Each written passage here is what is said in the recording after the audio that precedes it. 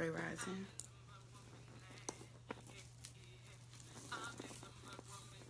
Great rising. Great rising, Burmisha. Great rising. And it's just almost didn't make it today.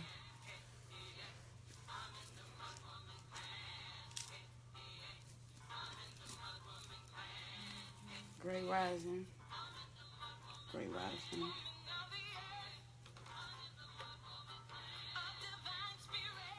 Hold on. Y'all know these beads on a great rising. These waist beads on a stretchy string is pretty. These waves on a firm string are functional. Okay. Because when it's too tight, it do this. It cut into the skin. I have to suck in and keep the core tight in order to keep it roomy. If it's firm string and it's small enough, right? So that's piece. Like I said, it also affects the posture. Make it, this right here is painful with a little waist bead on. But that, not so much. So that's peace. So that's function. If it look like I'm about to stop breathing midway, just remind me. Be like, sis, inhale, exhale. And that's peace too. Great rising, y'all. You said what's too loud? I'll turn it on for you, baby. I'll talk louder for you.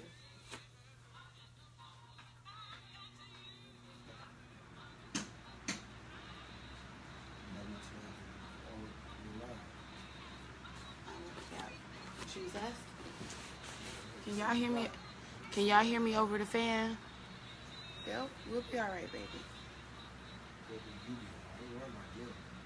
Come on. Oh, yeah, I am. But that's gonna be, I'm okay. Yeah, I got it on you though. So if you cool, I'm cool. All right. I love you too. So, damn. Oh, we got some. Y'all, I'm coming.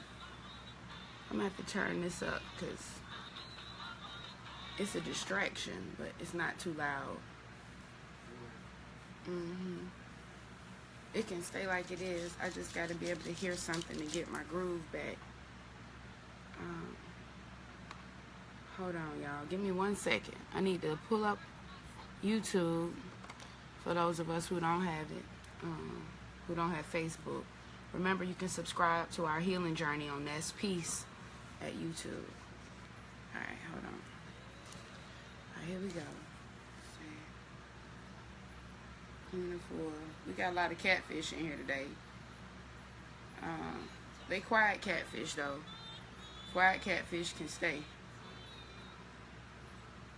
You get to start talking about, let me see your top and all that shit, then you got to get the fuck on. I'm telling you right the fuck now. If your ass is catfish, shut the fuck up. Gary Stoner, y'all see you slipped in a yes. Don't you say shit the fuck else. Just sit there fucking quietly doing whatever the fuck you was doing with your dick before we got here. Nigga, just shut the fuck up and just be present and silent. That's peace. Alright.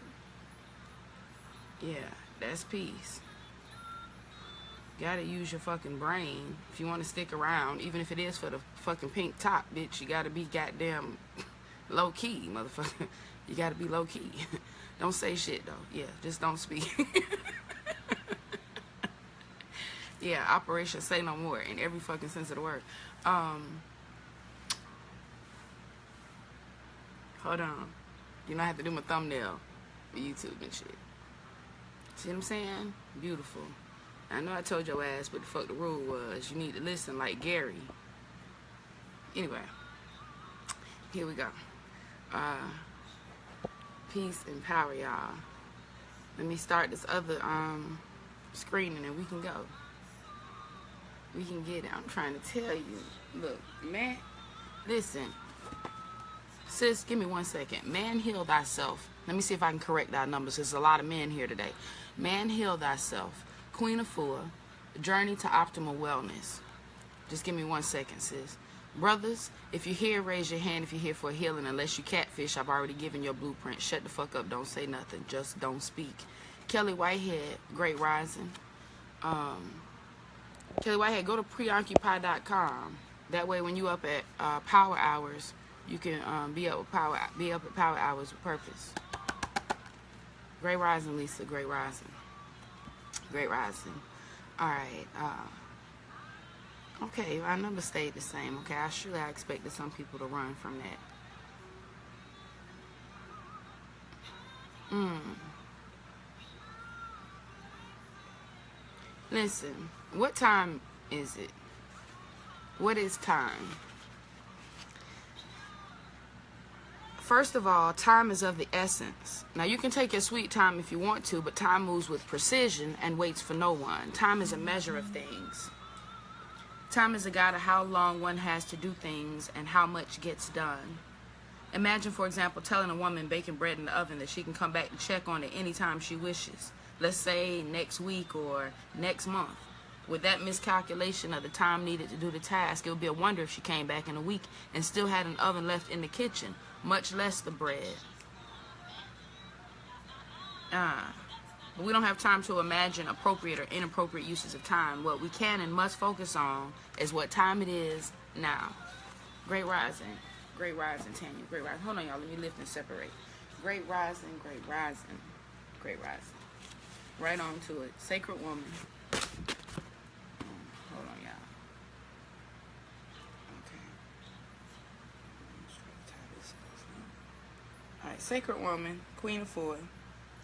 Copyright 2000, Queen of Four, Helen O. Robinson.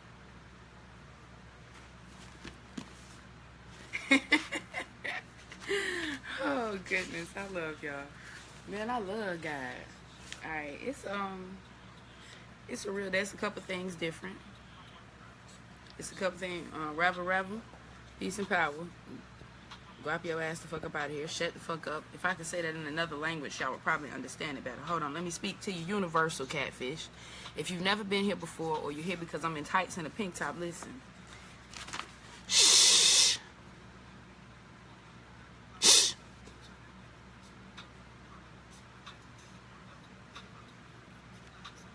You understand the fuck that mean?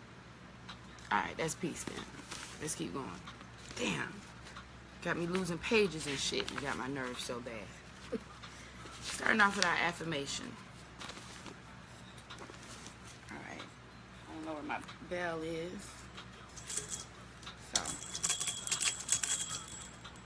I am a distinctive, beautiful flower and a healing herb with a heart, a mind, breasts, buttocks, and a womb. I come with sacred earth medicine to heal myself. Straight up. It's cool though, as long as y'all get this healing. Yeah, let's get this healing. We pick it up on page 51, I believe. Man, it's been a while. We've been on page 51 for some time. And that's peace too.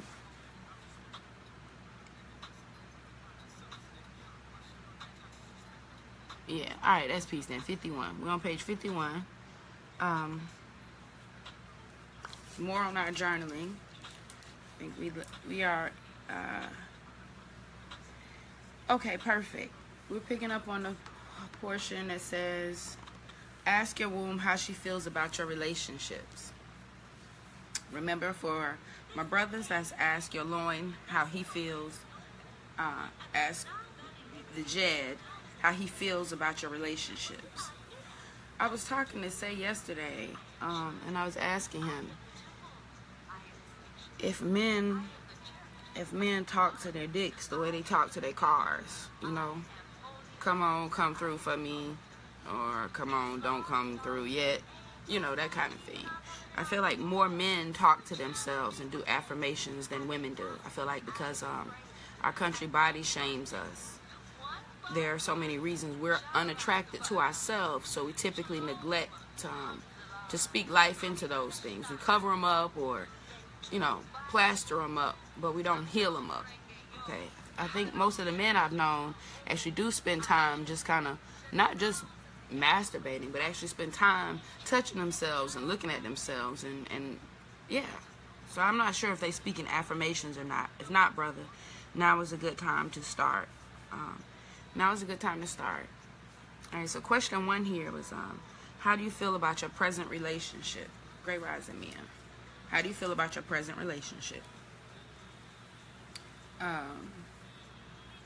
This one is always hard for me when I'm talking to my sisters, because a lot of sisters will reach out to me and tell me how their kings are not supportive since they started the journey. Their kings either don't want to be vegan, or their king is uncomfortable with them not going to church anymore, or teaching the children something that they don't even know about, you know.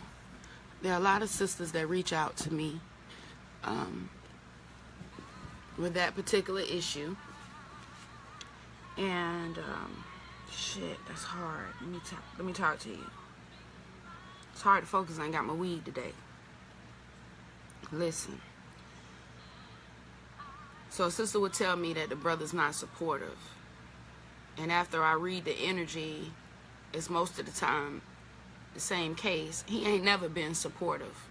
This is the first time you actually looking at this man with your real eyes. Because of the way you used to eat, because of the way you used to think, because of the way you used to be, you couldn't see, or didn't care to see, or maybe you ignored it, or maybe you dressed it up, or maybe you excused it or explained it away. But he has always been an asshole and wasn't supportive then either. You supported you. The same way you feel about him feeling this way about you, that's the way he felt when you did the Atkins diet. That's the way he felt when you said you wanted a raise or promotion. That's the way he felt when you got a new car and he didn't. Listen, this journey is about being for real with yourself. This journey is about being 100 with yourself. Remember, we don't want to be the sister that endures the thing she doesn't want to endure, so she doesn't have to endure the thing. You're like, what the fuck did she just say? You don't want to be the sister. Here, let me give you the example, my favorite one. You don't want to stay in a relationship where you lonely as fuck to avoid being alone. You can't do that. You should not do that. You can, hell, that's what the fuck you been doing, but you shouldn't do that. You shouldn't do that. How do you feel about your present relationship, really? When I first did this, I was already separated from my first husband. So there wasn't a present relationship besides with myself. But I do remember assessing my relationship with him, since it was the one that was most current. And I felt like that one reflected my state the most. And what I realized is what we all realize. Like I said, this time, it's a lot of shit we've been realizing. And this time it's about doing something about the realization. Okay? So I realized that I was in familiarity more so than love. I realized that in my present relationship, or in my most current at that time, I was together. I didn't feel good about the relationship. I was so used to saying I feel good about it because I got to keep up appearances. Why the fuck you worried about how we feel? We feel good over here. No, we're not good over here. We're not good over here. How do you feel about your present relationship? Are you stuck in the past? This is like I was about to say, a lot of us do that. We are in relationships. We with a man or with a woman for who they used to be when we first met them. And there's probably an equal number in relationship because of the potential. He a real good nigga. She got a real big heart for who they could potentially be. But very seldom are we just happy with where we are, who they are, and what they are. And that's what this part is about. How do you feel about your relationship, your present relationship?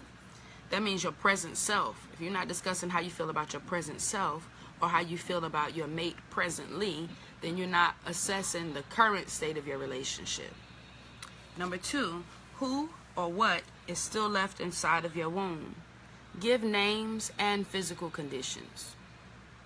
So you got cysts, list them. Fibroid tumors, list them. Abortions, the pain of abortions, list them. Molestation and rapes, sexual assaults. List them. List them all. If it still comes to your mind when I say these things, if it still comes to your mind when you read these things, your womb remembers and is holding them. So list them. Who or what is still left inside of your womb? Give names and physical conditions. Number 3, how many men and what type of men have entered into your womb space? What was each experience like? Alright. That's, all of these are a lot, and I'm rattling them off. So stop me if you need to. Slow me down if you need be. How many men and what type of men have entered into your womb space? What was each experience like? This was difficult for me because I felt like, again, I had to face numbers that I wasn't prepared to face. I don't know how many men I've been with. I didn't keep a count. When I tried, I was already too late to keep count. You know? How many times have you brushed your teeth? Fuck you mean? Like, I know how many times I brushed yesterday. But just all in all, for me, the numbers were difficult when I first measured them at 17. I was hurt then. There was no, there was no difference in behavior between 17 and 24. So the numbers still racked up. Great rising. Great rising. I will tell you that it was, and I call myself a woman, that made me realize exactly how much I'd put my womb through. I guess when I consider having sex with different people, it's just having sex with different people. If it's safe sex, it's safe sex, but that's not true. That's not true. There's some sex that ain't safe no matter how much protection you come in with. Some sex is just don't need, in order for it to be safe, don't need to be had.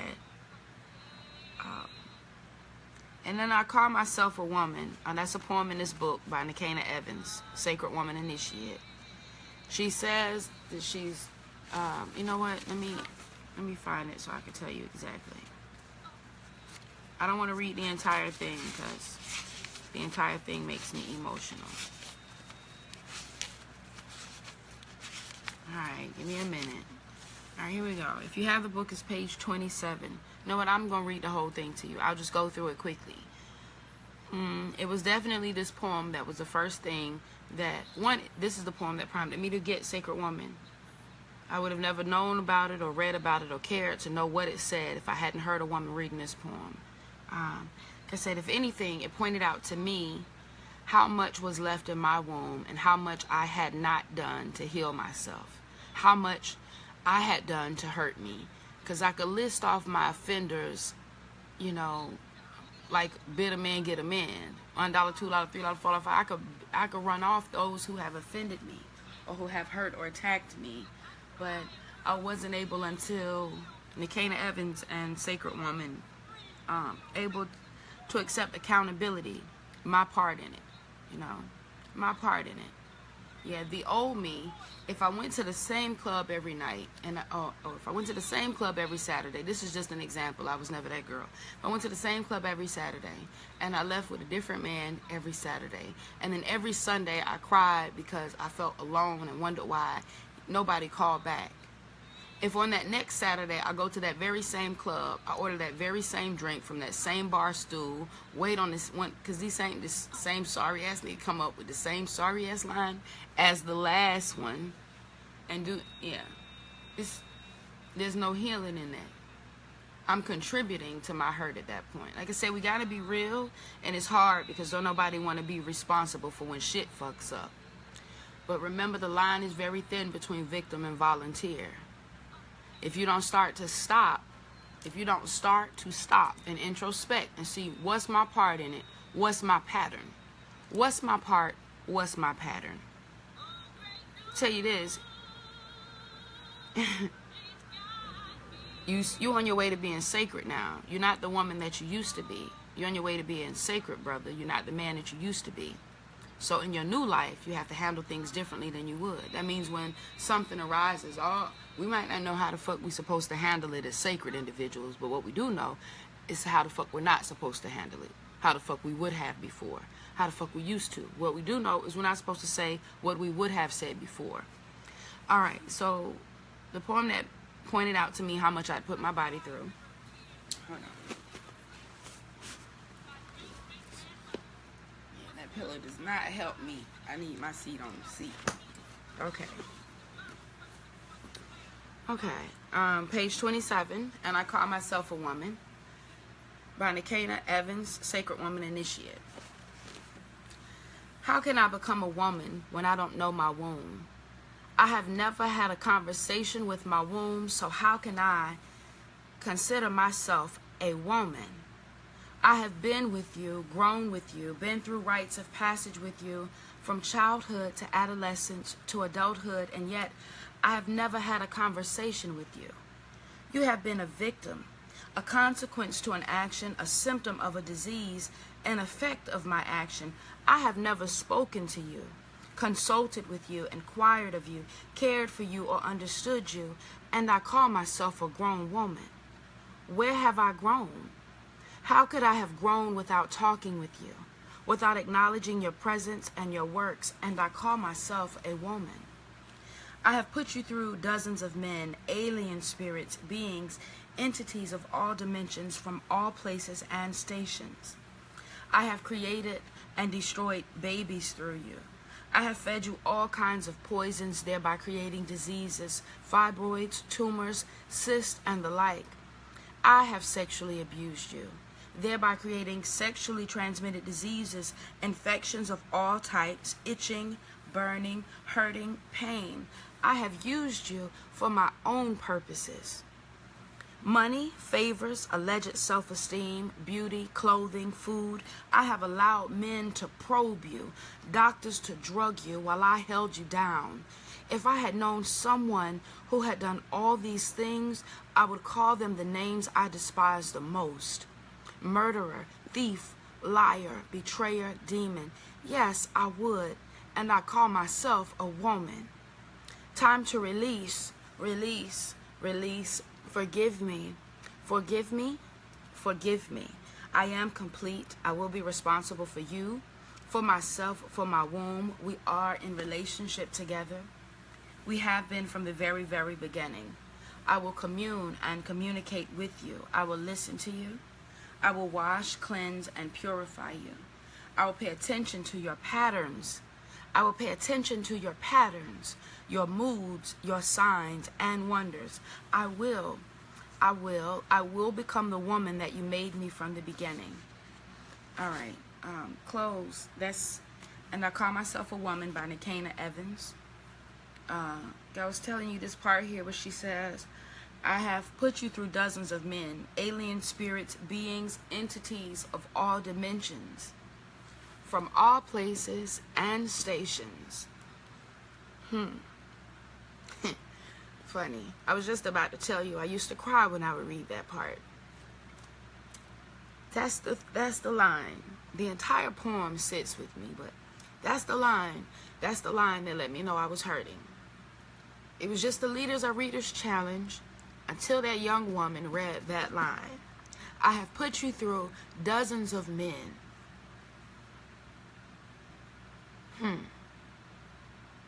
Alien spirits,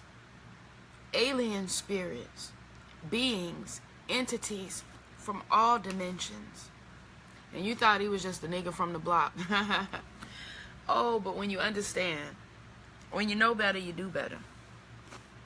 Yes, we have. This discord that we feel is not because we've shared intimacy or because we've shared frequencies with people whose frequencies and energies match ours. These discomforts, diseases, dysfunctions, and discords that we feel are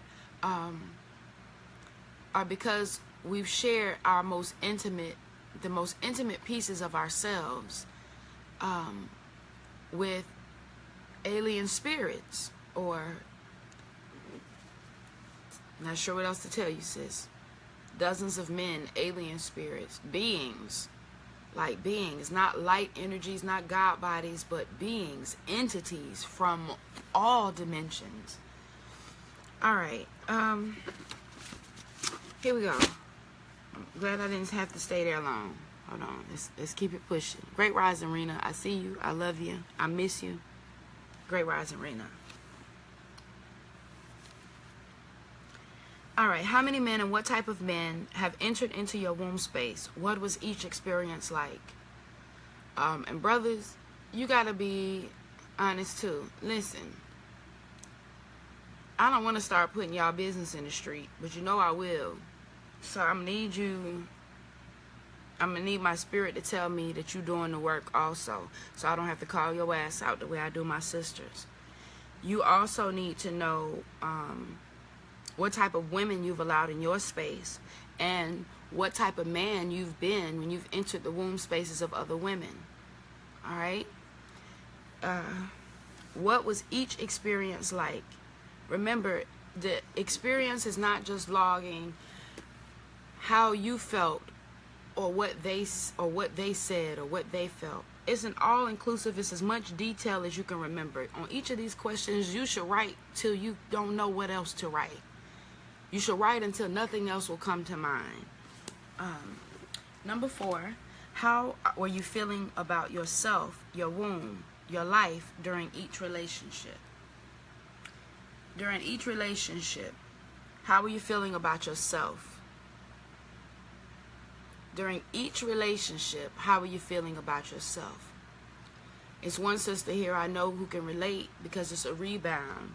When you ask yourself, how are you feeling about yourself during each relationship? And you write down the last 3 men or the last 3 women. You write down the last 3 names of the people you were in a relationship with. And you realize that you transition right out of one into the next one. In each relationship, you ain't give your pussy time to dry or your bed sheets time to cool before somebody else was in, right? Great rising, oh, great rising. Damn, great rising, Nas, Shakita, Mika, Rena, great rising. Oh shit, that sounded like the greens, beans, potatoes, tomatoes. Nas, the Mika, Shakita, the Rena. Peace and power, y'all. Great rising. Great rising. Right, that's important because how you feeling about yourself, how you feeling about yourself, where you are with yourself, we can agree that determines a lot, you know, like, kind of like a job. It's some jobs that you don't want to do and that you wouldn't ordinarily do, but when you need money, you'll go ahead and do it this one time. Not necessarily a moral compromise. It could be a fucking landscaping job where a nigga should give you fucking 2 bands for it, but shit, you know, you'll take $1,100 today. Okay. How are you feeling about yourself when you go into, great rising Tiana, when you go into each relationship? If you're rebounding, if you're transitioning with no space or no room to breathe, those things matter, and you don't have to do anything about them today. This is not the day where you write down and you realize that, yes, you realize that in 15 years, you have never been single.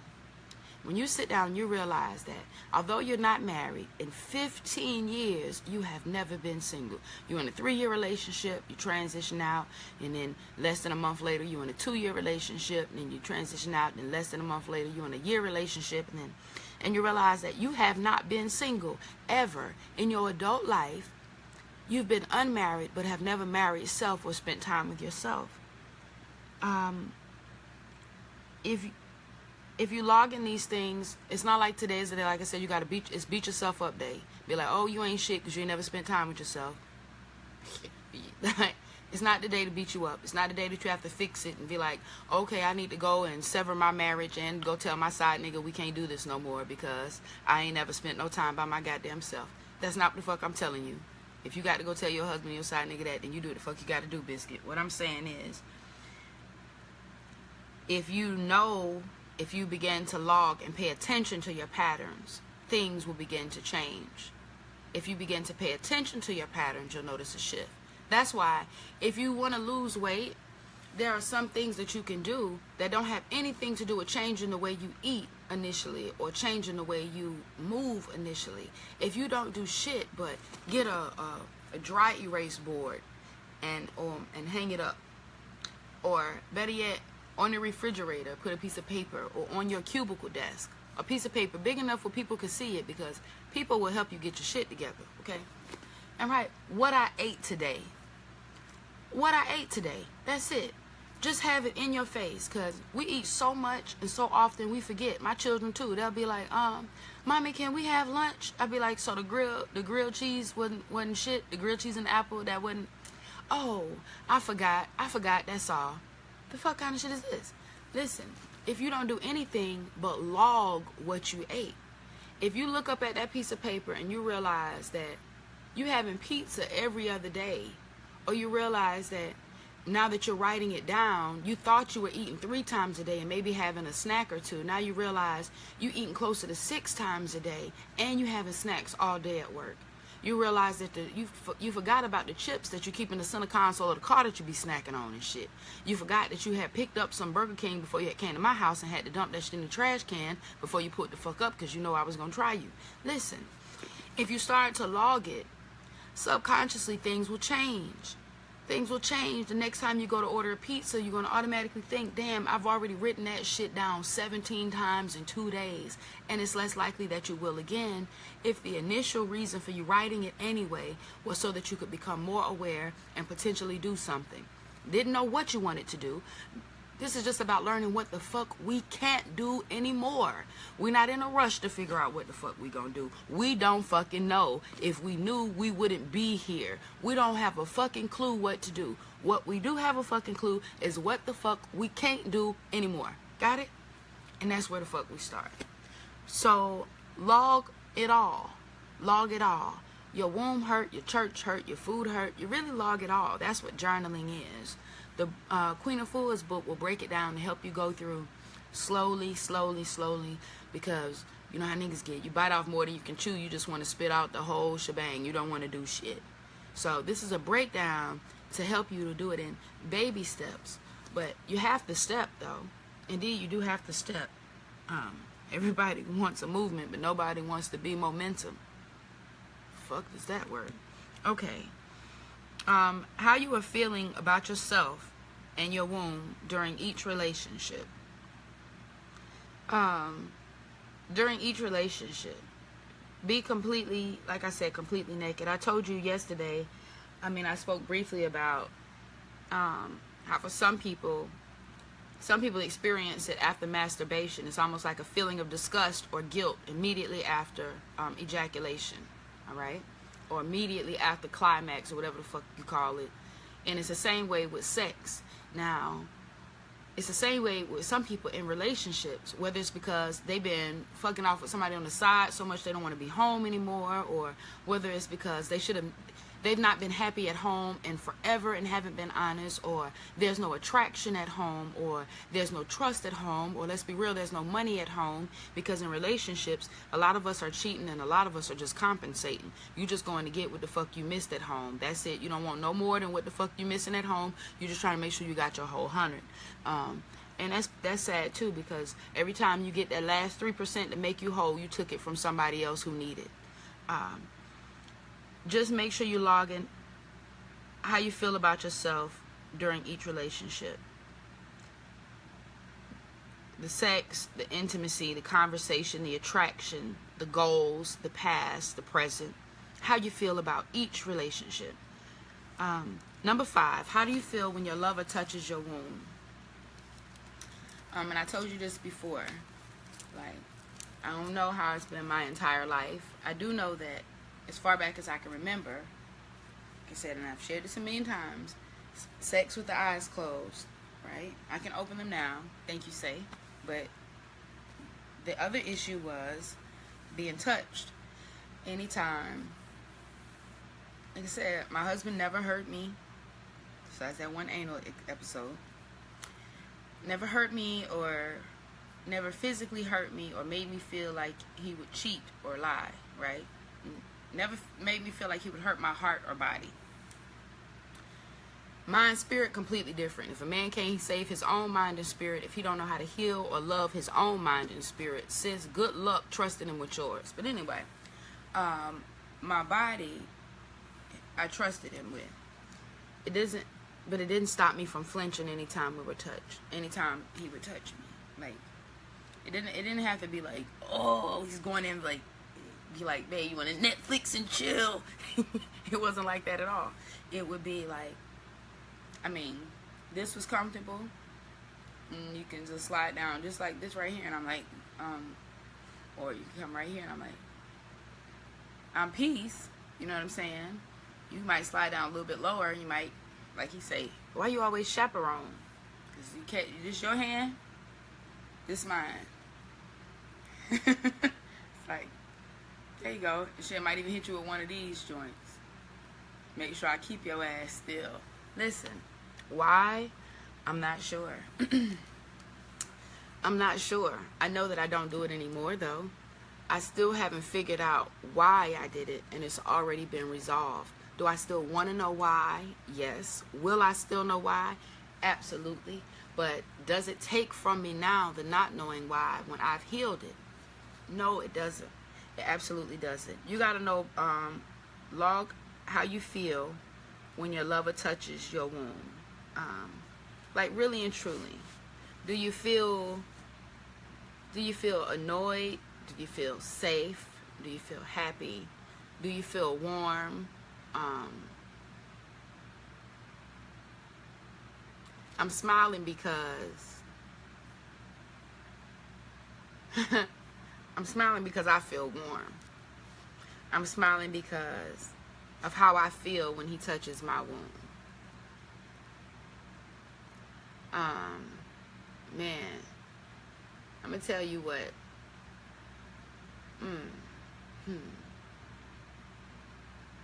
Before, say,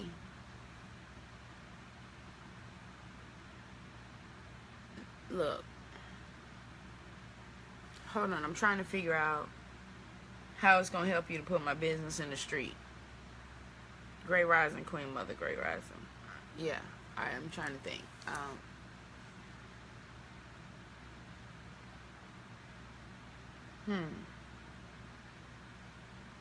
How do you feel when your lover touches your womb?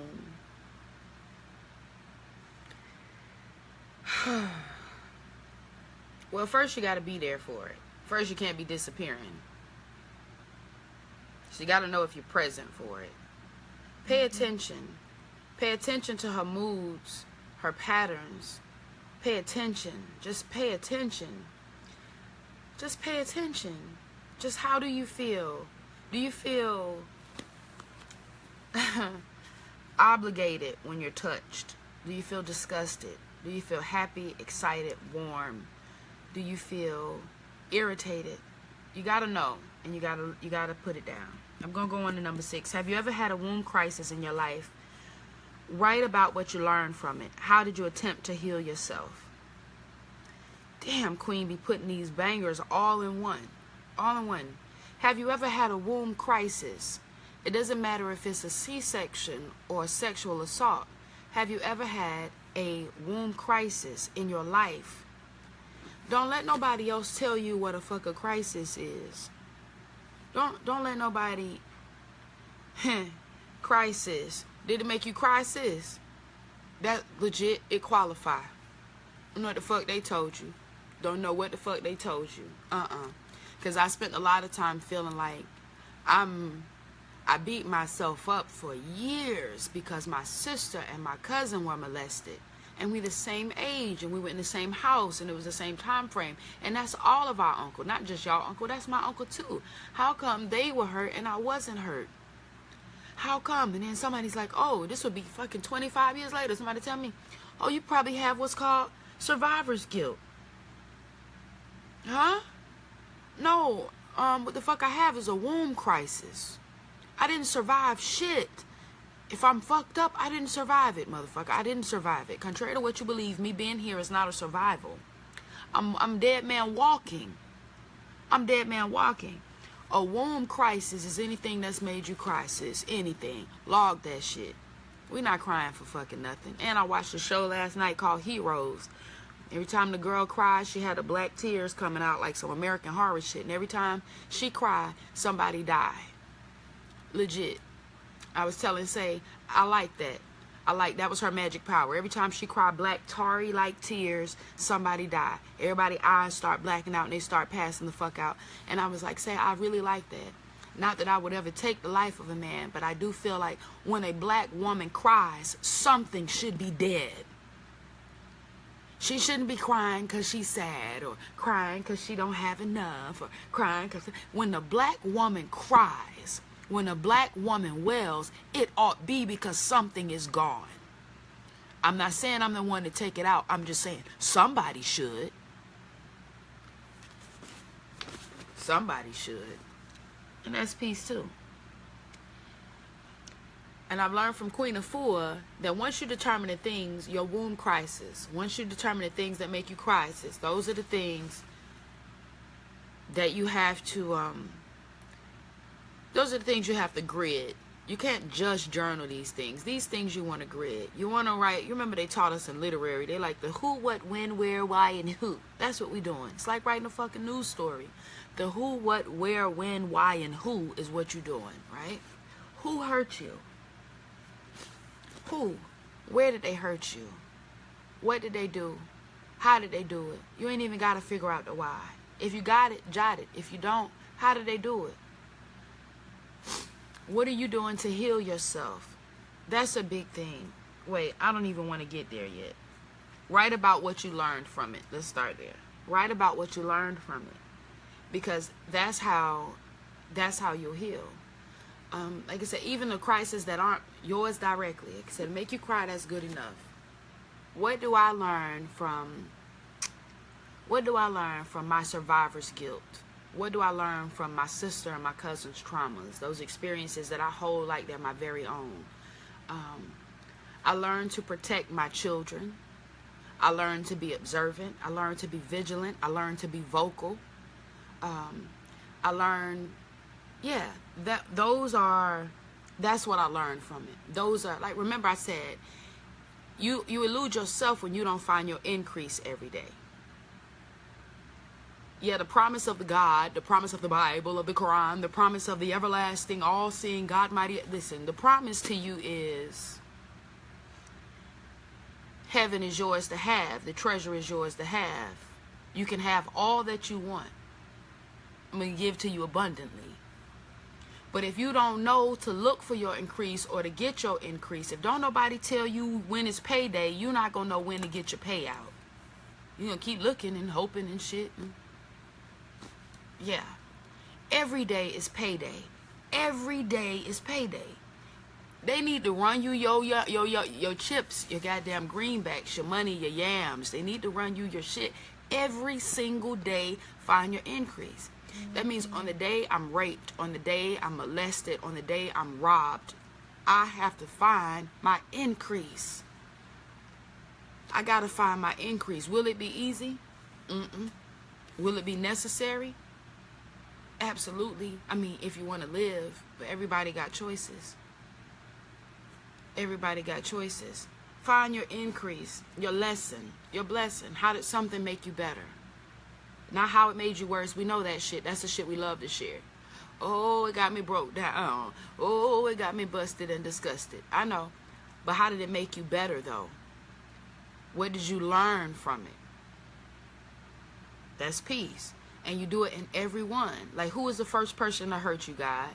Be like, his name was Michael. His name was Michael fucking Harrison, and he was my first baby daddy. I aborted 2 of his children, and then the last one, he told me it was a boy, we should keep it, and then he walked out anyway, and then I found out he had been having babies with another woman in the same apartment complex for 3 years. One of our babies is the same age. Listen. So you write it down, and then you write what you got from it. If you can't write shit, but that you got little man from it. If Mike ain't do shit for you, but leave you with little man, right? That's your lesson. That's your blessing. That's your increase. Find it. Reach. Dig deep for it. Dig deep for it. Get lofty, but find it. And then the last part of question 6, how did you attempt to heal yourself? And this is important because, like I said, recently a sister came to me who wanted to meditate and who wanted to learn how to self-heal because her husband ain't shit, and she FaceTime her husband who's supposed to be across seas at work, and another woman answer the phone and tell her to stop calling her husband, and you know, now she's trying to get a divorce and he in another country and he ain't called back or fighting for her or saying no, that bitch crazy. You know how niggas do, be like, nah, it ain't that. He ain't trying to manipulate or change nothing. He just, his response, you think he fucking relieved. So she come to me and she say she want to heal. She don't know what she want to do. She just knows she want to heal. I told you, this is not about knowing what we're going to do always. It's about identifying what the fuck we not going to do. Identifying what the fuck you already did, what the fuck you keep doing, that's not working. So here she is, and we're supposed to be learning to meditate, and I'm sitting there watching her interact with her friend, because they both came through together, and I'm sitting there watching her interact with her friend, and they chop it up, waiting on them to finish chopping it up so we can start building it up.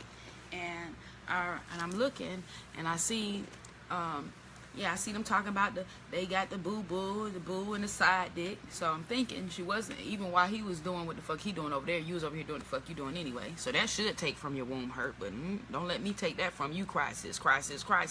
Okay, so you over here with your butt naked clothes on and shit. You're going through bags and bags of butt naked shit so you can find out what you're gonna wear to the butt naked club. I'm sure, so you can talk to the same type of niggas that like to look at women in butt naked shit. So even after you take this man home and give him your womb, he'll be that next Saturday right back in that same fucking club looking for butt naked shit. And you should know that, because this is the path you've been on, right? Anyway, here we are. She came here for a healing. So I'm sitting here in a non-judgmental way. I'm sitting here in a non-judgmental way, and I'm thinking, okay, what is she doing to heal herself? You know, reached out to me. I've taken time out of my day, time out of my life and my healing. I'm taking from my energy to help you, because you say you want somebody to help you or to show you the best. And can I heal you? No. I can show you the ways that I heal. I can teach you how to self-heal. Am I Rocky? None of that. I'm not about to lay no rocks out across you and help you. None of that. I'll tell you what rocks you can lay out on yourself, though. So I'm sitting here and I'm wondering, how is this self-healing? And yeah, chemical reactions. We can see on the outside what the fuck is going on in the inside. You can't hide chemical reactions. You look like a science project. We all fucking see it. You going through some shit. You thought you was hiding it with the smile. You be like, you know, I be going through shit on the inside, but I keep a smile on my face. Bitch, we seen all of that shit. You had a smile and your skin was fucked up and your eyes was sunken in and your nails and your hair was brittle as fuck. You didn't hide that shit well. Listen. So I'm watching her in a very non-judgmental way. And I'm trying to see, where have you tried to heal yourself? I haven't even said anything. I'm just being an observer. Where in the fuck have you tried to save yourself? And so I pull my mother to the side. And I'm like, Mama, this is what I need you to help me get my goddamn mind right. I need you to help me get my goddamn mind right. Because if all the fuck you can think to do is have side dick, buy butt naked shit, keep clubbing and drinking, then you're not really ready to fucking heal. My mama say, be peace, Ife. Understand that some people, that is how they heal. They hide it. That's her hiding it. She believes she's healing it because when she does those things, it doesn't hurt as much. She believes that she's healing it, but she's not. It's a Band-Aid. So I walk away, and I'm like, you know, I hate when motherfuckers give me peace like that. Then I'd be like, oh no. Oh no, fuck that. Fuck that. Give that shit to Oprah to give to her. Give that shit to Ayanna Van Zant to give that shit to her. Don't give that shit to Ife to give back to her. No, because if your man been working cross seas or been marrying other bitches cross seas and you got side dick and a bag full of club clothes, this is what the fuck you do. This is what the fuck you do. Even if it was a Band-Aid, now that you realize you're ready to heal, what is the different thing you're doing? Maybe I shouldn't have asked you like that. What you doing to heal yourself, sis? What you doing to hide your pain, sis? Let me ask you, what the fuck different are you doing? What the fuck are you doing different now that you want to heal than what you was doing when you got broke down and fucked up? If you're not doing shit, don't knock on my fucking door and ask to use my yoga mat. I don't have no yoga mat for you. Bitch, I just burnt my last incense. Straight the fuck up. I'm all out. My bad, sis. I have to let you know when they come in, they on backwater. The fuck? Yeah. Band-Aids are real, but so are illusions. So are illusions. And this is about grown woman shit. This is about grown man shit. This is not pretend shit no more. We been fucking pretending. We have been great pretenders. Now it's time to do some fucking work. If the same shit you're doing right now today while you crying about how bad you want to heal is the exact same things you did when you was crying and getting hurt, then don't cry to me saying that you're ready to heal, because you're not. Just don't lie to me. That's all I'm saying. It's really damaging for our relationship when you lie to me. Say, you go to somewhere and say, I want to lose weight. I just really want to lose weight. Okay, what are you doing? No, I said I just really want to lose weight. Okay, right. So what are you doing? Are you walking? What you got on one of them goddamn body garments? Or what the fuck? What you got on one of them sculpted bras? Or okay, no, I just want to lose weight. Okay, what are you gonna do? This is the same shit. You walk up in the doctor's office, or you gonna get a B12 shot, or you gonna get a bypass or some shit. You walking up and motherfucker, what you gonna do though? How did you attempt to heal yourself? Be clear on what's your band-aid and what's your not. If you're going to have your band-aid, if you're going to hurt yourself, at least be clear that that's what you're doing. At least be real with yourself. At least be real with yourself. You don't really think that because your man left, because the man who you loved left you, you don't really think that because you hurt so bad that there's some healing and dick hopping. You don't really believe that. You don't really believe that it numbs you when you drink, when you know every fucking morning after you feel the same hurt again. So I'm just asking you to write in your journal, am I a victim or am I a volunteer? Which one am I going to be going forward? It's time to get butt the fuck naked. It's time to really do the work. Great rising, family, great rising. It's time to really do the work. How are you attempting to heal yourself? I've been trying to go vegan. Yeah, sis, I've been trying. Try time is die time, bitch. What have you done? Yeah, I had got the chicken Caesar salad. What the fuck? Listen. Say, shit, I've been trying to do this vegan thing, sis. I started with a meatless Monday. Then I was like, shit, I'm just going to have meat with maybe one meal a day. Every now and then I'll get weak, but I'm doing better. That's peace right there. But what are you doing to heal yourself? It don't even say what are you doing to heal yourself. It says, what are you doing to attempt to heal yourself? You ain't even got no attempts on the roster, yo. Number 7. Were your parents sexually abusive with you? How has this affected you? Were your parents sexually abusive with you? How has this affected you? That's big. That's heavy. Man. Parents, guardians. Damn. I wasn't ready. Ouch. A parent is a father or a mother. A parent is someone who acts as or serves in the capacity of a mother or father. God damn it. Alright, let me look up some synonyms. I'm so thankful for my mother and father. I'm so thankful. My heart hurts so bad. My heart hurts so bad for those of us that have been hurt by our first line of defense. The first line of people that are supposed to love and protect us. Ouch. Yeah. Alright, let me see something. Progenitor. To raise, to bring up, to look after, to take care of, to rear.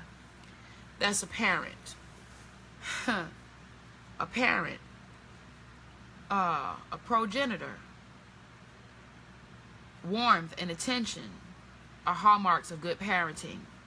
Synonym: raise, bring up, look after, take care of, rear. Alright.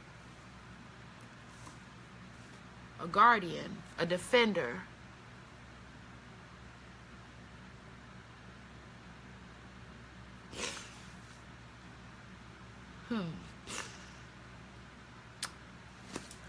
How many more do we have? Fuck. I say fuck, because we're still not done. All right, listen. Damn it, I don't even have tissue here. And I'm getting hot. Shit.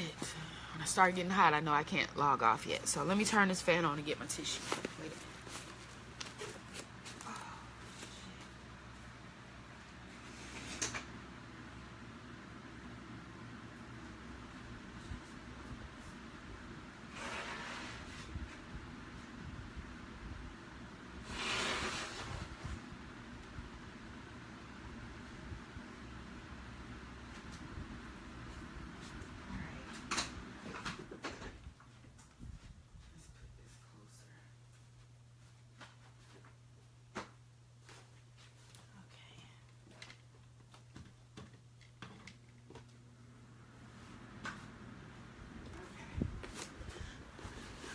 Let's see if we can work it out.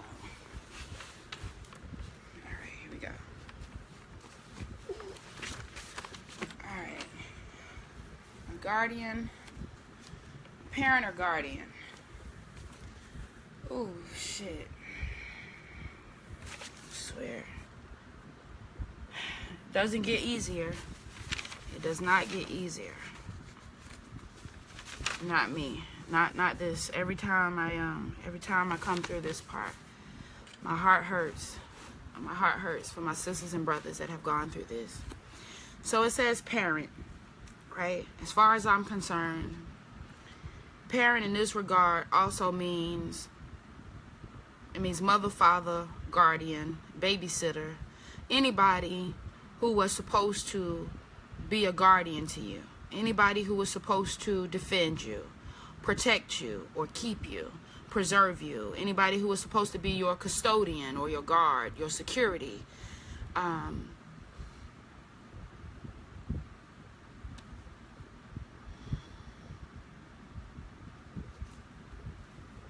It's really important that we get through this. Like I said, I don't know how. It's not even something that I have firsthand experience in. So I don't have that to give you. Like, I just know that I don't even beat my children because I don't ever want my girls to be in a relationship where a man can hit them and excuse it away because of their wrongdoing. I don't beat my children for that reason. I never want them to wrap their minds around physical contact being a result of them making a wrong move or doing something differently than somebody else would have had them to do it. I've been beat by a man.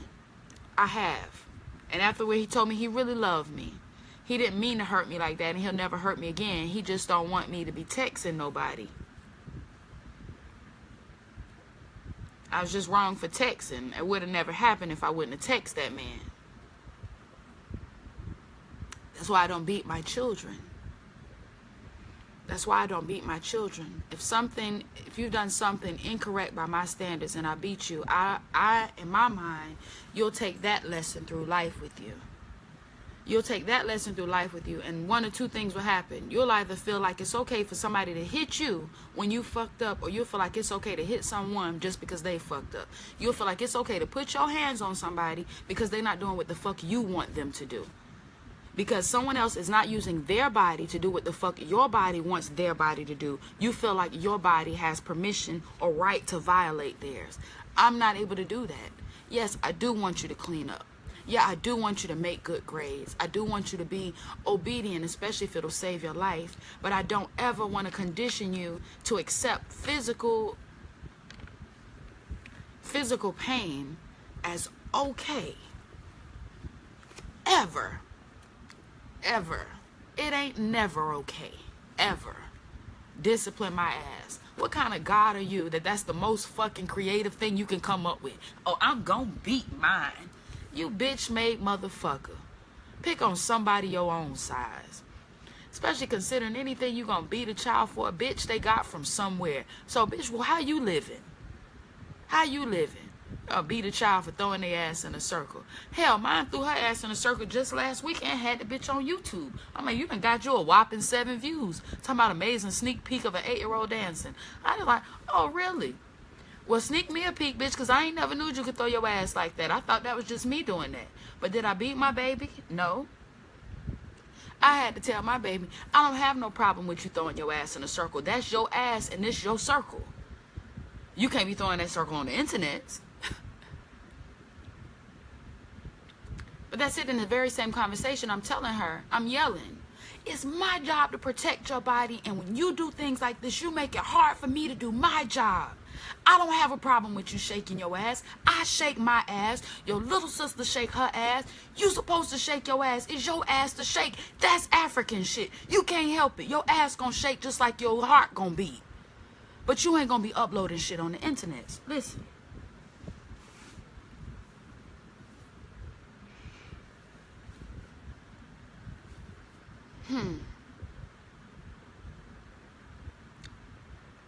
Same way I don't beat my children, I'm creative enough, I'm God enough to find another way, a more effective way. It don't matter what the fuck my mama did. My mama did this and I turned, it don't matter what the fuck she did.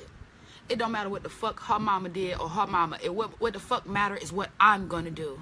And what I'm gonna do is what I feel like is best and different. What I'm gonna do is so far removed from anything that resembles slave shit. Who the fuck know if it is slave shit or not? I don't know. But because it looked like it, because as far as the fuck I know, that's when it was okay for a motherfucker to just put their fucking hands on you, to physically attack you or assault you because you're not doing what the fuck they want you to do. When police do it, it's a problem. If your boss at work do it, it's a problem. But your parents can do it and it's not a problem. No. The guardians, for those of us that have been hurt by our guardians, those who have been put in place, we thought, to protect us and to defend us and to keep us, to be custodians of us. When that is violated, like I said, if I can see how me beating my child will affect her in her adult relationships, surely I can understand how a little girl who's had intimate moments with her fucking father can be hurt. I can see how her adult relationships might play out. To a brother that's been molested or raped by his aunt, I can see how his adult relationships might play out. It matters. When we talk about you drawing the parallels and looking at the patterns in your choices, understand that as fucked up as it is and as hard as it is to accept, a lot of those things are because of your first relationships. Because the people who should have been teaching you love and guidance and protection and reverence and honor and respect blurred the lines in the most disgusting and perverted ways. He is tough money. She said she don't be her daughter, but her son is tough money. I know it. I know it. I'm going to tell you the truth. Like, you really want to beat him. Said, be creative. I started doing mindful meditations, which was peace. Like, now I'm not even going to call it a timeout because I don't, like I said, I don't want to do prison shit. I don't want to put you in the hole. I don't want to put you in timeout. I don't want to put you in prison at home. I'm not going to put you in timeout. We're going to do a mindful meditation. I need you to sit there and reflect on where you went wrong. You can determine what time of the day it was. Maybe you got to fuck up on the wrong side of the bed. Maybe you just decided at 3 p.m. to fuck up. But at 3:02, you can get a mindful meditation.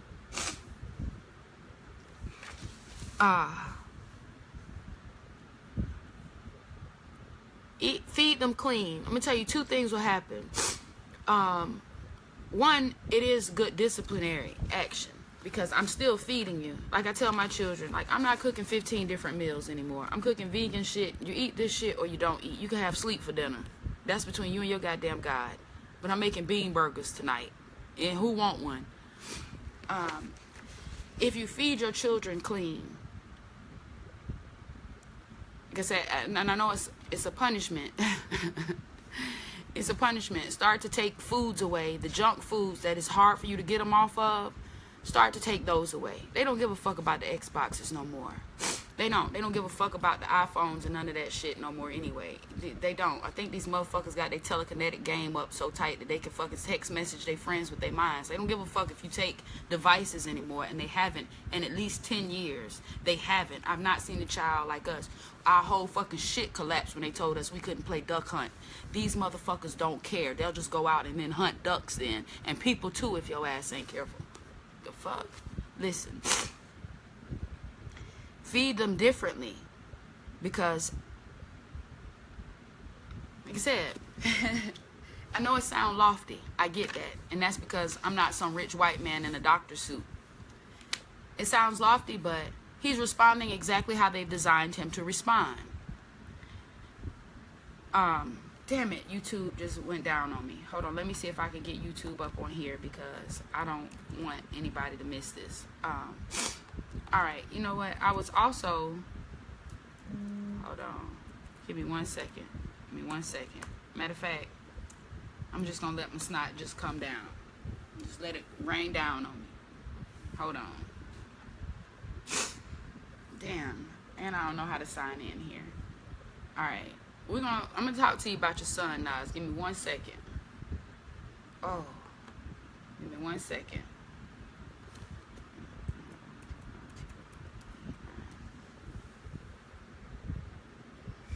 Alright, yeah, let me get my tissue. I keep saying that. I might get no tissue.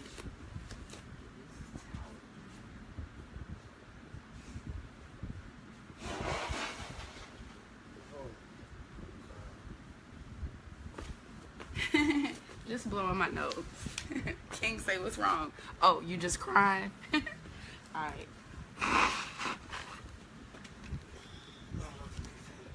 I love you more, say. Alright, give me 1 second. You know I do. You know I do. Alright. Give me 1 minute, y'all. I'm about to talk to you about your son, Nas. Just give me a minute. I'm trying to figure out how to go live from the computer and shit. Like, yeah, it did. And YouTube is saying that I'm live now. So I think it's not letting me go live.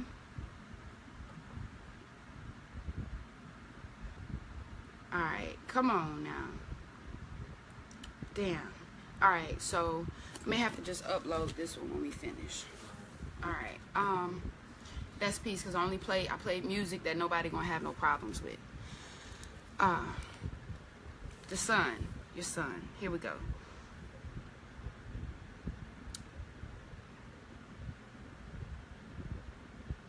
Check this out. One, when I started to feed my children differently, their personalities began to change. This is not shit I'm making up. This is stuff that I've seen. The same children who never wanted to go to bed at 9, who fought me tooth and nail, and if I did, put them in their rooms at 9 o'clock, turn the TV off and the light off, and told them they're not allowed to do shit but stare at the ceiling. I could peep back in at 11:47 and they would still be staring up at the ceiling and occasionally whispering or talking to each other.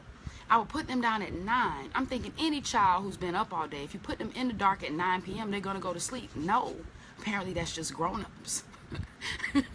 Apparently that's just grown-ups. The same children who I would try to wake at 6 in the rising so we could go walking. Remember, I was losing weight. I wanted them walking with me. This was right before we went vegan. I wanted them walking with me so that we could lose weight together. That, and I knew that I needed to walk before the sun came up, because it would be unbearable, the heat after the sun came up. But I needed them to come with me. My husband would have already left the house for work. He'd leave at 6. I don't want to leave the children in the house, so y'all got to get up at 6. When he leave, y'all got to get up. We got to walk so we can be back by 7. That's how that went. It was hell to get them up at 6 and 7 in the morning. It was hell to get them up at 6 or 7 in the morning. That's a whole nother topic. But don't you be waking your kids up crazy either. Don't wake your children up with no alarm clock, the same way you don't want to be woke up with no alarm clock. Don't go flipping on lights and throwing sheets off them and yelling and yoking them up by the arm. Don't fucking do that. Don't fucking do that. You don't know science. Don't do that. You hurt the babies when you do that. You don't do that. It's like somebody jacking you up out your fucking desk while you at work. If your boss just come and yoke you up by the fucking collar, god damn, bitch, I was in the middle of a claim. That's what you do when you take them from dreaming, when you take them from sleeping, from resting, from REM. It's why some babies cry. It's why they seem so discombobulated and shit. You've been yoking yourself up out of your dream work for so fucking long. It ain't shit to you now. You ready to go. They're not. Don't do it to them. There's so many gentle ways to wake your baby. There's so many gentle ways to encourage them to come back to the light. Then you yoke their asses up. Listen. Anyway, so it would be hell to pay to wake my babies up. I would start rubbing and patting their backs at 6 o'clock, and these motherfuckers would wake up at 8 o'clock. I mean, I would be rubbing and patting and asking them and cooing and shit until I would be fucking asleep again. Then we went vegan. Dory used to struggle with constipation. And I know this because anytime she would call me to wipe her butt, this was my baby who was 2 or 3 at the time. Anytime she would call me to wipe her butt, it would always be little balls in the toilet. And when it's balls, you know you're shitting fucked up. You should have S-shaped shits. They should sink. A little bit of float action. If you're lucky, you got one that S's all the way from the top of the water and goes down into the bowl. You know? Ball shits mean you pushing and it's cutting off because it hurt. Like, so it's a bunch of balls. So she had constipation, right? Zion had asthma, breathing problems, constipation. Neither of them wanted to go to sleep at night. They were whiny, fussy, argued with each other. The sibling rivalry shit was real. Same thing in the rising. Like, nobody want to get up. They naggy, they bitchy, they whiny, fussy, fighty. They're annoying, as most children are. They talkative, they forgetful, they don't fucking listen. I asked them to clean up. I said, pick this shit up when you finish. The motherfucking ain't 3 minutes later. They're finished with it, and the motherfucker's still sitting there. Then we went vegan. And overnight, yeah, overnight, I don't mean that figuratively. I mean that actually. Overnight, things changed. The very first day that we ate nothing but fruits and vegetables, the very first day, Dory shit like a champ. She didn't even call me to wipe her butt.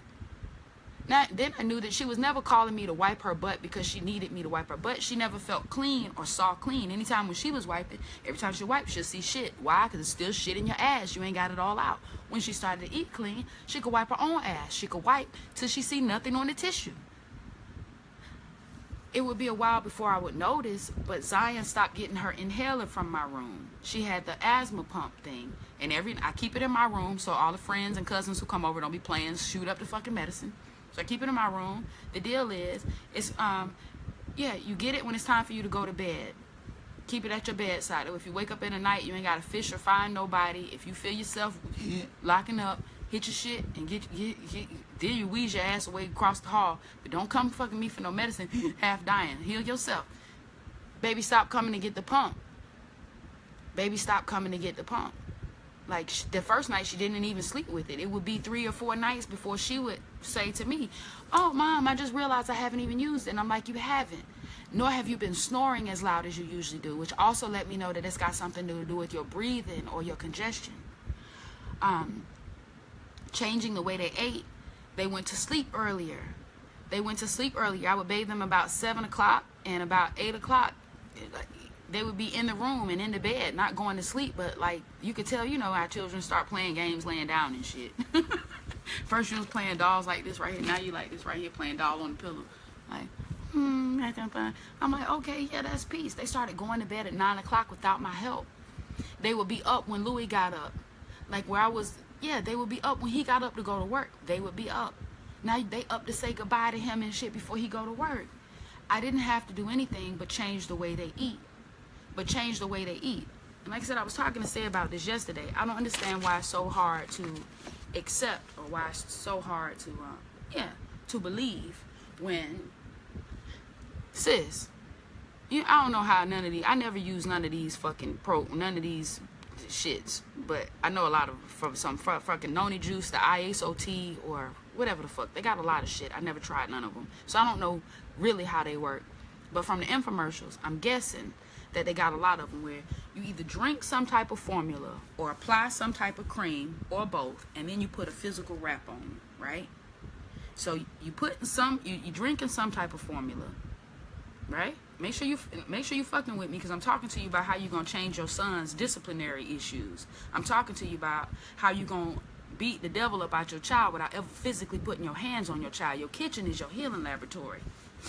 Peace and power, Shaka. Peace and power. Listen, so you buy this weight loss system shit for women who want to lose 30 inches off your waist today, and you drink this concoction, right?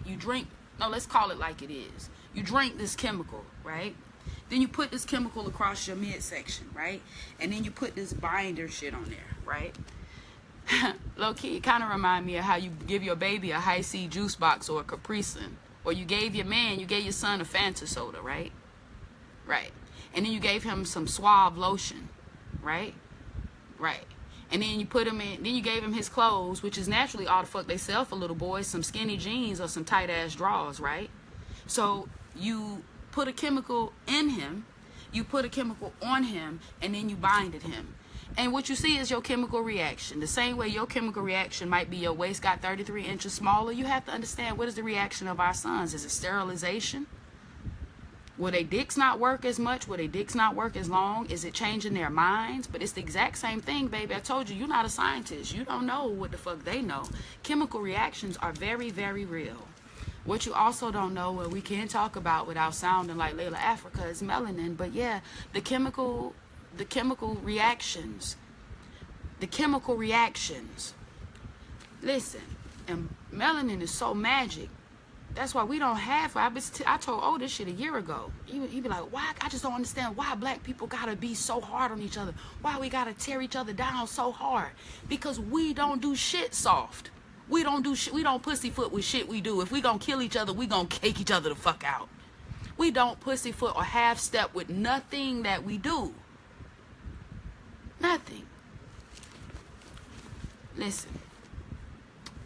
When you want to heal your son, be mindful of the chemical reactions. Because of their melanin, they're not just going to be no half-ass bad. They're not going to be half-ass rude or half disrespectful. If they're going to be it, they're going to be the most fucked up they can be. But you got the power to change them without them even knowing. Because that's not your son acting like that. That's a chemical reaction. That's not your son behaving that way. That is a chemical reaction. What you see is the chemical you put in and the chemical you put on, and then the binding. Change the chemical you put in, change the chemical you put on. Remove the binding. It'll change. That's peace I'm trying to tell you. You change their thinking, you change their thought processes. These chemicals are designed to dictate how they behave, how they speak, how they move, and it's working. You can deny it if you want, but if you ask your sisters, you know all our sons are locked up the fuck together because they on the same program. Absolutely. Absolutely. It's chemical warfare. It's nutricide. It's nutricide. It is nutricide. You'll beat your child for fucking up. You know what I'm saying? You'll beat your child for fucking up and then sit down and feed them chicken and mashed potatoes. The Idaho Spud joints, the big brown ones in the box for $2.57. Nigga, I wasn't always vegan. There's no Idaho nor no Spud near that box. So you'll beat your child and then bring in this fake ass apple juice that you keep in the house. Like, you got your baby, you got your son eating fucking Pop-Tarts and toasted strudels on his way out the motherfucking door. And then you want to beat his ass because he turned the fuck up in school. Attitude reflect leadership, Bertier. That was a good ass movie, wasn't it? Remember the Titans? That was a good ass movie. Alright. The question was, were your parents sexually abusive with you, and how has this affected you? And now we've already covered that. But we had to talk about some other stuff like we always do. Number 8, it's only 2 questions left, and then we'll be able to wrap this up. Number 8, were you ever molested? Tell your story. How has it affected your present relationship with yourself and with others? And like I said, this is more in detail in the book Say and I are writing together, so I won't drop all the gems now. But both of us have been molested, and both of us have shared our stories, not in graphic detail with one another, but we've generally shared the gist of our stories. But this didn't come in the part of our relationship where it was a courtship or we were getting, it's not like, what's your favorite color? Do you like watching the 5 heartbeats? Did anybody play with your dick? It wasn't like that at all. It was after we had the most amazing sex. After we had the most amazing sex I've ever had. After, like, this shit was better than Jason's lyric sex. You know what I'm saying? They stopped putting black sex scenes in movies after Jason got in that ass. Okay? Listen. But afterward, we both looking at each other like, who are you and what have you done with my 9? But yeah, like, we looked at each other like, okay, legit.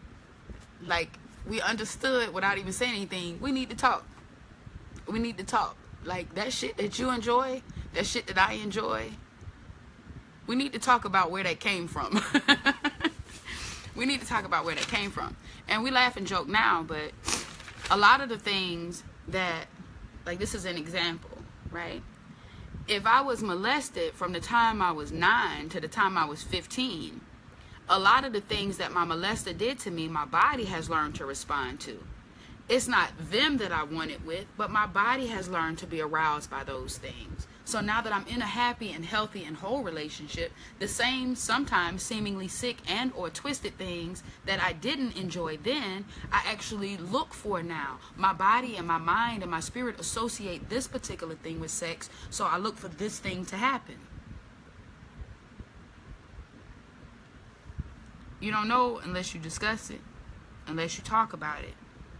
It's important. I learned that too from Akil Bay. It's important. When I sat down and thought about how many of my fantasies are my own fantasies and how many of them are not. How many of them are my fantasies, things that I actually thought up on my own that aroused me, and not things that somebody else gave me that maybe were off-putting at first, but because I've seen them over and over and over and over and over and over and over, now they look natural to me.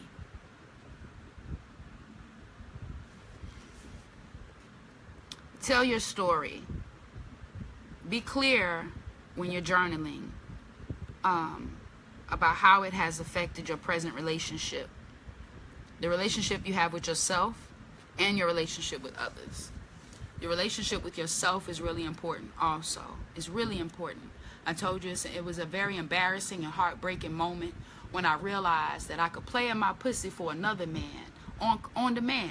It don't matter if he right there on my bed or if he's sending a text message requesting it. I could play in my pussy for a real nigga and can't touch my pussy for me. I can't stare at my womb and speak affirmations for myself, but I can play in my pussy for a real nigga. Listen, we got work to do. We got work to do. And the things that we've experienced not only affect our relationships with other people, they primarily affect our relationship with ourselves. Get in that shit. Get in it. All right. Number 9. That's peace. That's my 9. Ask your womb to tell you her version of your womb history or your womb history. You may find it very enlightening. And that's it. This is where you just try to clear your mind and you ask your womb to tell her story. To tell her story. The first thoughts you think, the first thoughts you write, those are the ones. Those are the ones that matter. Those are the ones that are you removed and your womb speaking or your core speaking. And remember, for the brothers, it's the same. It's the same way. You know, ask your core to tell you his version. There's a lot of brothers compromising themselves too. Like, they flex when they're in front of their homies. Yeah, but they be on some bullshit too. Yeah, like, they be on some bullshit too. I ain't gonna give no examples today. Not today. Just because we're almost up out of here. So, here we go. As you develop an ongoing inner dialogue through your journal work, write down your real feelings. Let your written womb wisdom show you why you keep drawing the same toxic situations into your womb and into your life. Commit to a daily 10-minute morning womb prayer and meditation, followed by your journal work. Listen, that's daily. We together long enough for you to do it either 10 minutes before we together or 10 minutes after we're together. But make the commitment to yourself. Remember, we see you. Like, don't tell me you're doing work with us and then we see you and you look like you're not doing any work. Do the work, because it does show. This absolutely. I remember when I was a child, I asked my mom randomly. I was like, Mommy, you think If just 1 hour in the world, everybody stopped killing and stealing and lying just for 1 hour, do you think that in that particular hour that the colors would look brighter? Do you think that like that hour, like shit would be just vivid? And she says she don't know, but she imagines so. I definitely imagine so. I definitely believe so. And if you commit to a daily 10-minute morning womb prayer and meditation, you almost do that. You make your colors brighter. You for that amount of time, you create exactly that what I've described. A place where there is nothing negative. It's just all light. Write down your feelings. Your womb wisdom show why you keep drawing the same toxic situations into your womb and into your life. Give me 1 second. Let your written womb wisdom show you why you keep drawing the same toxic situations into your womb and into your life. Commit to a daily 10-minute morning womb prayer and meditation, followed by your journal work. It doesn't matter when you do it, if you do it before or after, but create that space for you. I told you, just like if everybody was clean, the world would look brighter. When inside of you, the lying, the stealing, the hurting stops. All those things that I asked Mom, if you think the whole world stopped doing shit, bullshit, if you just for the 10 minutes, if you don't be on no bullshit, if you get no bullshit allowed in your whole bullshit free zone for the time that you, just for the 10 minutes daily that you meditate, it's gonna edify your life. It's gonna edify your life. It'll help you to repel toxic situations. Go in a quiet, still place within yourself and write in your journal. Give your inner dialogue time to evolve, and you'll find that it will teach you a great deal about yourself and everything you've been carrying around. Yesterday, somebody asked me for my link to donate, and I said, yeah, and I didn't reply. I saw it, but I was busy, and I thought I'll reply later. Then later, I said, oh, sis, excuse the delays. Here's the link. Then I go on to say, shit been fucked up. My daddy's in the hospital. I guess his wife ain't tell us how bad it was. He been on this donor list trying to get this heart and shit, and he got an old blood type. I'm like, huh. Then I hit send. It wasn't until I had hit send I realized she asked me for my PayPal link.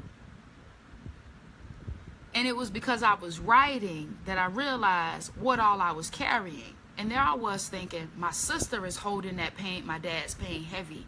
My mother is carrying it heavy. But I'm all right. Here I am thinking, no matter what happened with my dad, I'm going to have to be the rock for my sister. And I'm going to have to be the rock for my mom and my family and shit, because I'm the one who got Sankofa. I'm the one who's going to be able to talk to my daddy even if he don't come through. And like all of this, and I realized in messaging her, I ain't got it together as much as I think I do. There's power in the journaling. There's power in writing. Like, even if you don't believe it, a writ is a spell. You just write it. You just write it and watch the magic happen. Give your inner dialogue time to evolve and just continue to learn about yourself and what all you carry around. It'll give you an entirely new perspective and understanding of yourself and others. Allow your womb or core to speak on your behalf as you witness the miracles taking place inside of you and all around you. All right, so tomorrow we're going to pick up at womb meditation, and we'll probably go, tomorrow will be, tomorrow could potentially be an emotional day. We're going to pick up on page 52 tomorrow, from devastation to sweet inspiration, where we share stories from other women's sacred womb circles. Yeah. I cry a river of tears. It's that time. It's that time. So we get there tomorrow. Let me get up out of here though. Sacred Woman, Queen of Four. No, my book is a little toe down. Queen of Four, copyright 2000. Queen of Four, Helen O. Robinson. I'm gonna put my site on here. So if you got Amazon Prime, you can get the book for like $14, $15 or something, and you can get it in 2 days. If you're paying for the Amazon shit. If you're not, you can get it on my site for $30. It's $20 plus tax. Then I gotta ship it. Then I gotta go drive and shit. So don't be trying me about the $10, because that's not a fucking profit. I'm not buying the books at a discount. Okay, I'm buying them in bulk, but I ain't getting no goddamn discount yet. go in there. If I go in there and I buy 20 books, I spent $20 times 20 times 20 taxes. Okay? All right, that's peace and power. I also have Man Heal Thyself on the site. It's a couple of other ones I'll put up there. Like I said, Nutricide, Layla Africa, if you want to inbox me. From Niggas to Gods, if you want it, inbox me. And then Man Heal Thyself. That's the one we'll be starting soon. Say and I are working together now to create a curriculum. Because this book talks about a 12-week program, but it doesn't detail out a 12-week program the way ours does the 9 gateways. So Say and I are doing what we can from our own personal experiences and other people, healers in our communities, consulting with them so that we can put something together for us all. Like, that's peace. We want to do a Sacred Union couples retreat in February. I want to have everything organized so within the next month or two I can start to promote it. We have decided already it'll be restricted to 9 couples. We'll do something separate for singles, but since I recently did something for our sisters, I don't yet have a date. I know for sure don't want to do Sacred Union, and I may be arranging it so that in Sacred Union, even if you're not in a relationship, so when I say we're opening up a retreat for Sacred Union, that's what the lessons will be. That's what the umbrella will be. It doesn't mean a union of man and woman. It doesn't mean a union of woman, or man and man. It means a sacred relationship. All right? So if you and your sister come together, if you and your brother come, if you and your best friend, any relationship, any union is sacred and should be cultivated and nurtured. So that's what this is. The point of me starting the curriculum now and promoting it within the month so that we're ready by February is so that I have an idea of the different idiosyncrasies or individualities of each pair so that we're prepared. But that's peace. That's peace. I guess I done gave y'all all I got to give you.